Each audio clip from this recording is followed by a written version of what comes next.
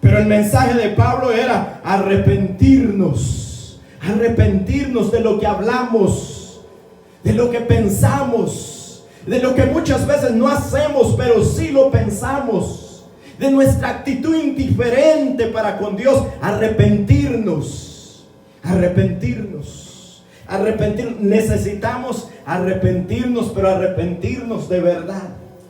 El infierno, hermanos, estará lleno de gente convencida que era pecadora, pero que nunca se arrepintieron genuinamente.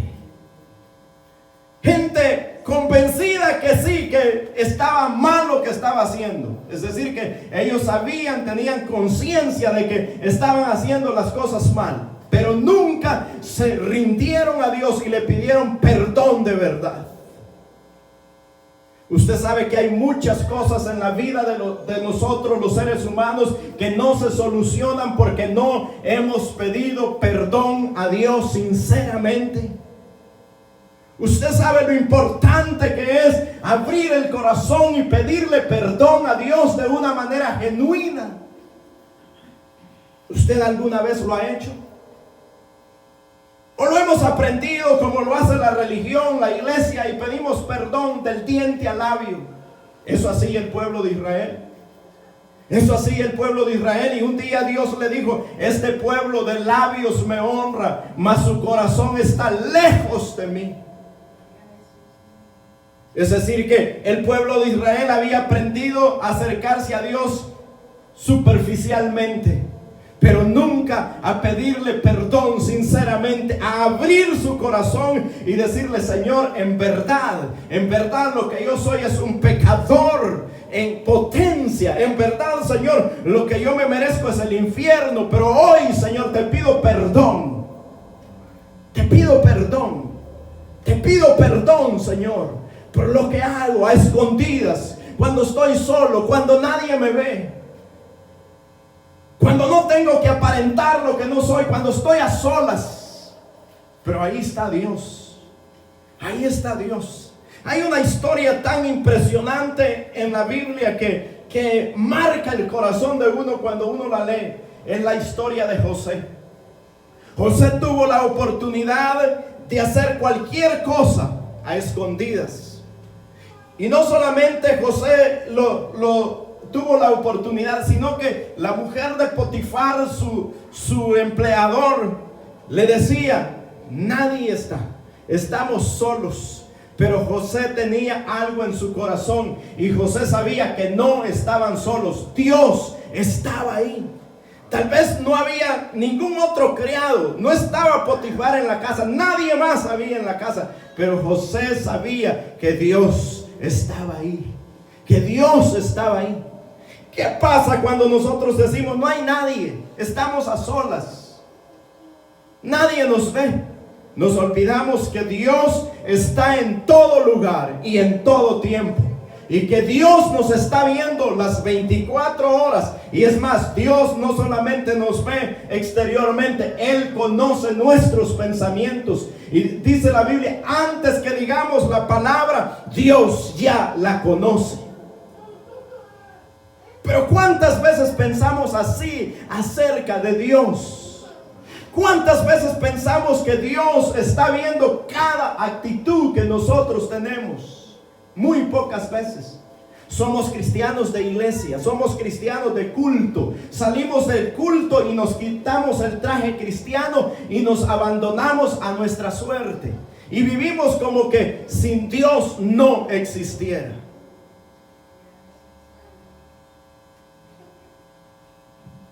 Nos conducimos como nosotros queremos, hacemos lo que nosotros queremos. ¿Qué es eso? Es falta de arrepentimiento. No sé si ustedes han leído en la Biblia cuando Pablo le escribe a Timoteo y le dice que aprendan de las mujeres piadosas. Así le dice Pablo a Timoteo, que ellas aprendan, que las jóvenes aprendan de las mujeres piadosas, cómo ellas se ataviaban y se guardaban para el Señor. Ahora, ¿quién es ejemplo para quién ahora? ¿De quién van a aprender las nuevas generaciones? si ni nosotros damos el testimonio que se debe dar? Pero esto es lo que Pablo quiere. Y el mensaje de Pablo y el testimonio de Pablo a los judíos y a los gentiles es arrepentimiento para con Dios. No dice para con los hombres. No dice finjan que están arrepentidos, sino dice para con Dios. Es decir, que debía ser un arrepentimiento genuino. Porque cualquiera le puede decir a la esposa, perdóname. O le puede decir, oye, es en moda, perdóneme.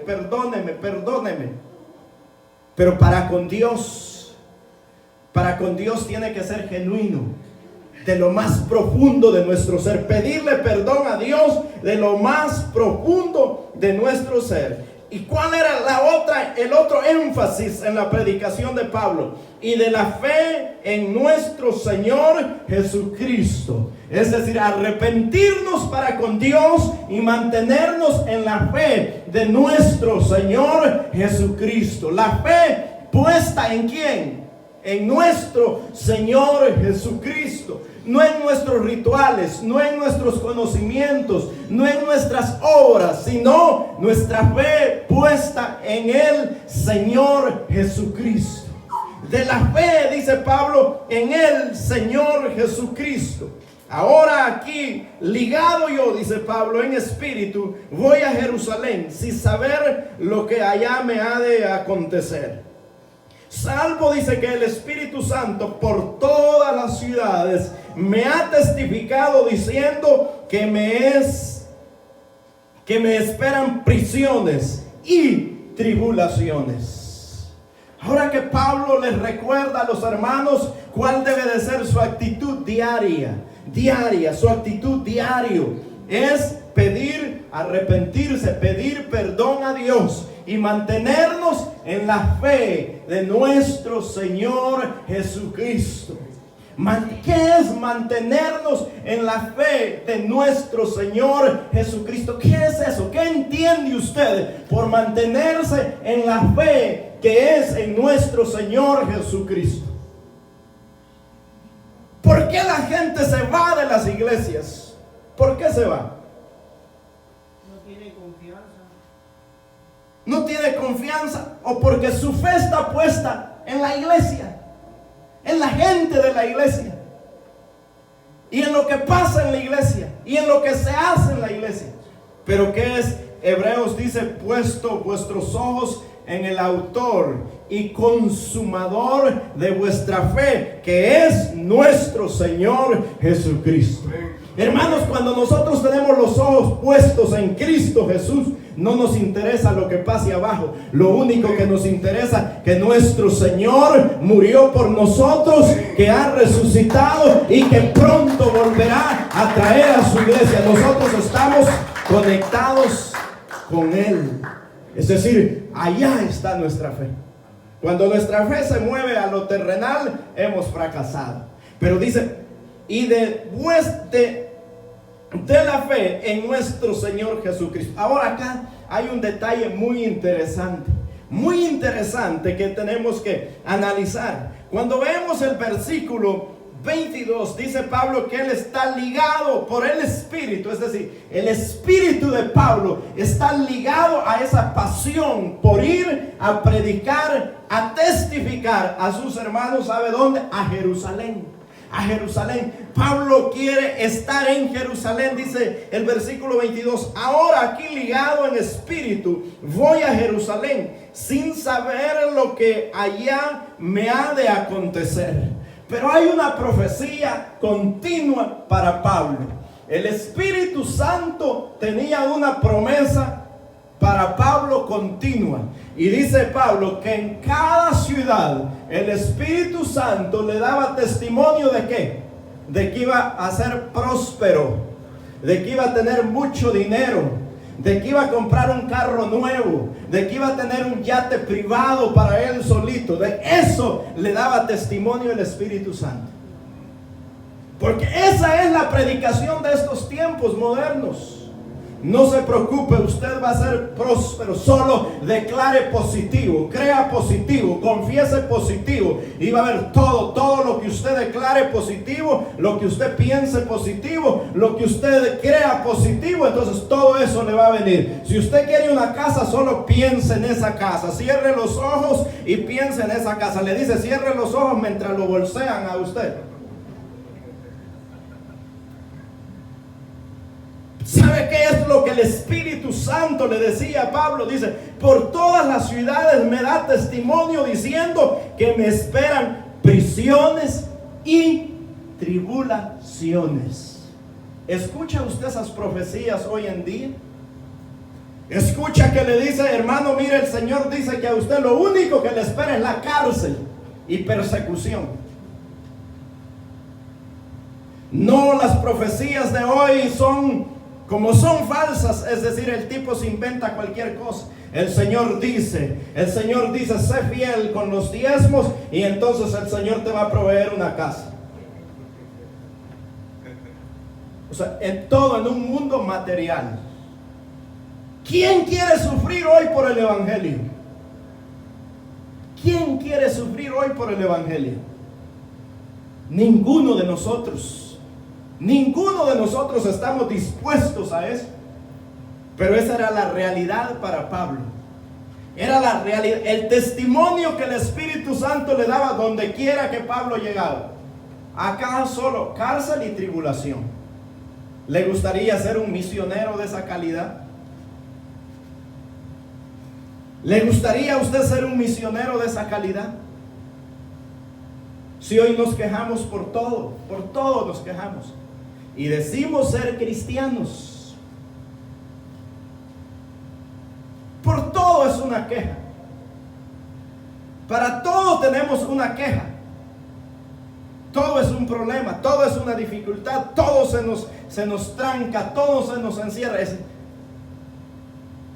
Esa es la calidad de cristianos.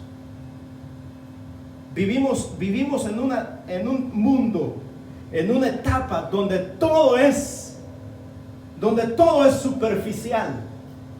Tiene hambre, solo saca las 2 tortillas, las mete al microondas y las calienta y ya coma. Todo es superficial. Ya no hay la tarea de ir, prender el fuego y hacer. No, ya no hay eso. En 5 minutos usted está comiendo ya. Porque hasta las mujeres hoy cocinan para el mes. Entonces le van dando por poquito. Calentadito, sí, calentadito.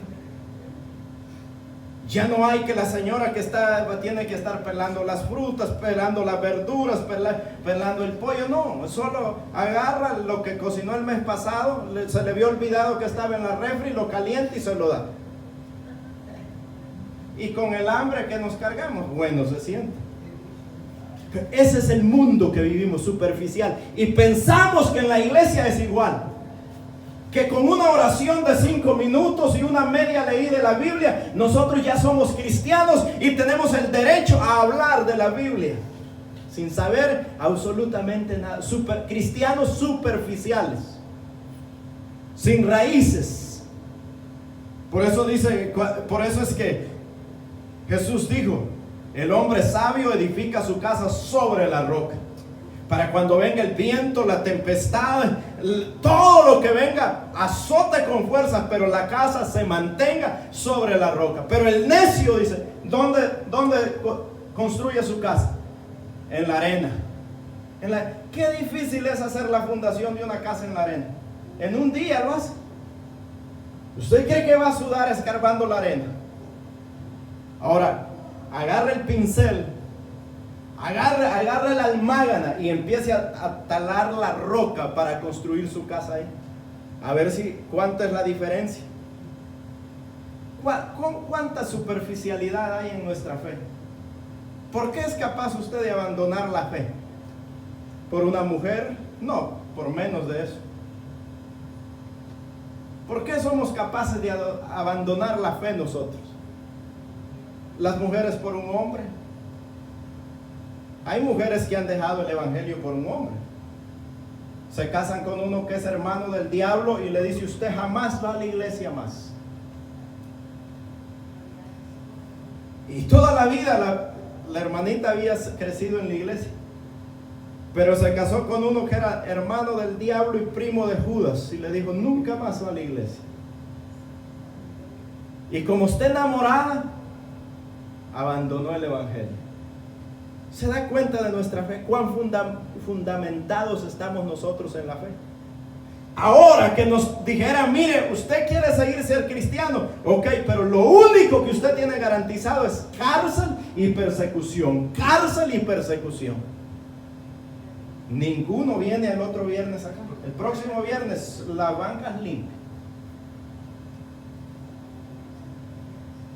Espero yo estar equivocado y ser un pesimista, y que ustedes sean de verdad de ese mismo calibre que era Pablo. De ese mismo calibre, no de esos falsos predicadores que hay hoy, que vemos a montones, sino de esos que estaban dispuestos a dar la vida. Vean lo que Pablo dice en el versículo 24. Por ninguna cosa hago caso, ni estimo preciosa mi vida para sí mismo. Escuche la declaración de Pablo. Dice, pero de ninguna cosa hago caso. De ninguna cosa hago caso, ni estimo preciosa mi vida para mí mismo. Nada de todas esas cosas era problema para Pablo, porque Pablo había muerto a él. Había muerto. Pablo dice, yo estoy juntamente crucificado con Cristo. Y lo que vivo, dice, no lo vivo yo, lo vivo en Cristo Jesús. Hermano, ¿usted cree que nosotros, los cristianos del siglo XXI, pudiésemos decir que estamos muertos juntamente con Cristo? Yo sé lo que ustedes están pensando. Por la fe, hermano, por la fe, por la fe. Por fe estamos muertos con Cristo. No, en la realidad, en la vida hoy, en el hoy, estamos muertos nosotros con Cristo. ¿Qué va a creer usted? Si yo los veo de acá para allá y yo sé que ustedes me ven, pero se ve que no, se ve que no hay esa determinación a servirse a Cristo hasta la muerte. Hasta la muerte. Dice Pablo, pero de ninguna cosa hago caso. Ese texto es maravilloso. Dice Pablo, pero de ninguna cosa hago caso. Repítalo conmigo, pero de ninguna cosa hago caso. ¿A qué cosas le hace caso usted? ¿A qué cosas lo desaniman para seguir a Cristo Jesús? ¿Qué cosas? ¿Qué cosas? ¿Para qué decirle qué cosas? ¿Cuántas cosas no nos obstaculizan a nosotros para seguir a Cristo? ¿Cuántas cosas? Es más, el mismo que se sienta a la par de nosotros, ese es un obstáculo. Que usted lo ve y que lo ve y que no le habla, ya usted dice, este no me quiere. De seguro este tiene algo contra mí. Que aquel hace esto, ya ese es un obstáculo para usted. Pero ¿sabe cuál es la determinación de Pablo? Pero de ninguna cosa hago caso. Nada lo que le digan para Pablo es un problema. Ni lo que vea, ni las amenazas. Al contrario, dice Pablo, ni estimo preciosa mi vida para mí mismo. Es decir, su vida es preciosa con Cristo Jesús, no para sí mismo. Él dice, ya no vivo yo, mas Cristo vive en mí. Pero Pablo no lo repetía como nosotros porque nos gusta el versículo, es bonito. Nos sentimos cristianos cuando repetimos eso. No, Pablo lo decía porque esa es la realidad de la vida, del diario vivir de él. Esa era la realidad en la vida de Pablo. Dice, con tal que acabe mi carrera con gozo.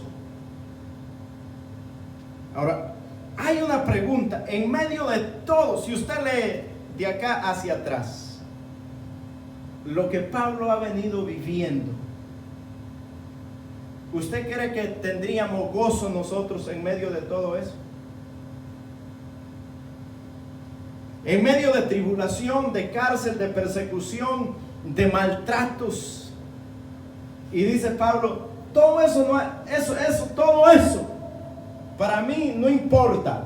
Lo único que importa para mí, dice Pablo, es terminar mi carrera con gozo.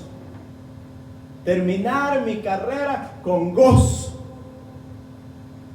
Ese es un cristiano con una visión celestial, con una visión de gloria. Es decir, ese ya no ve acá, ese está viendo a Cristo todo el tiempo. La gloria de Jesús, la grandeza de Jesús, lo maravilloso que es Jesús, lo extraordinario que Jesús ha hecho por él. Eso pasa viendo Pablo todo el tiempo. Dice que termine mi carrera con gozo. Pero nosotros, si nos dicen que mañana hay cárcel para nosotros, desde hoy nos deprimimos. Entramos en una depresión profunda. Y no nos llevan a la cárcel, sino al hospital. Pero Pablo dice, de nada de eso hago caso.